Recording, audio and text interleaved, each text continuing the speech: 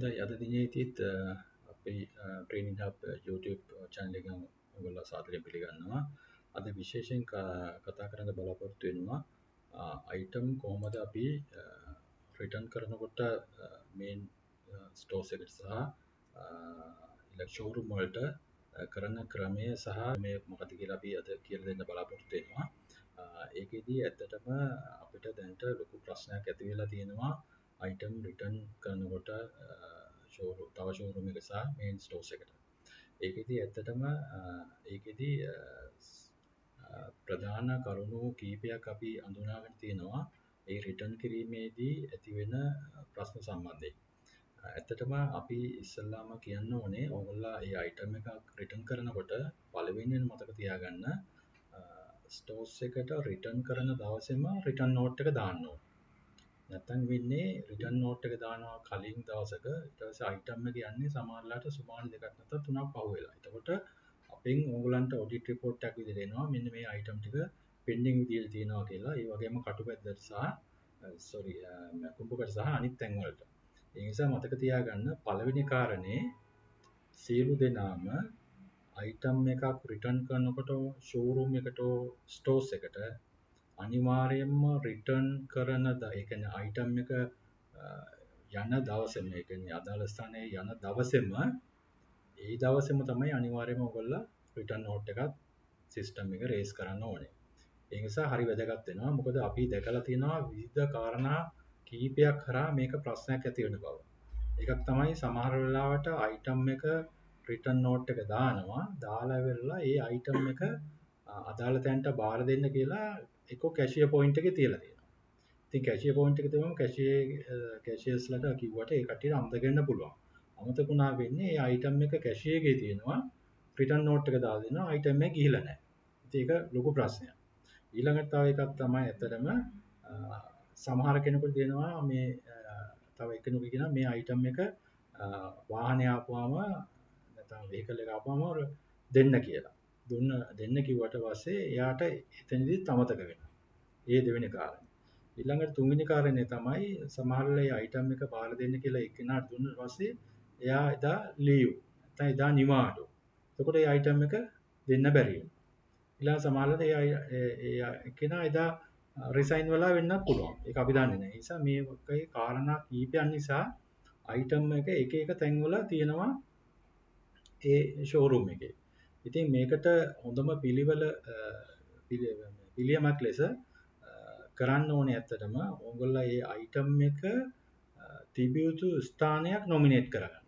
ඒ කියන්නේ good transit location එකක්. ඒ කියන්නේ සියලුම දේවල් භාණ්ඩ එළියට යනවා නම් ඒ එළියට යන භාණ්ඩ වල item එක තියන්න පුළුවන් යම්කිසි ඒරියා එකක් ඩිෆයින් කරලා තියන්න.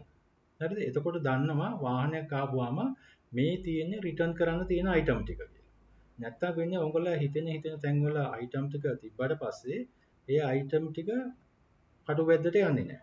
හරිද? එතකොට ප්‍රශ්නයක් තියෙනවා. මම හිතන්නේ විශාල සංඛ්‍යාවක් තියෙනවා pending විදිහට කටුවැද්දට රිසීව් කරන්න. ඉතින් මේක හොඳ තත්ත්වයක් නෙමෙයි. මේකෙන් ඉන්වෙන්ටරි සම්පූර්ණයෙන් අවුට් වෙනවා.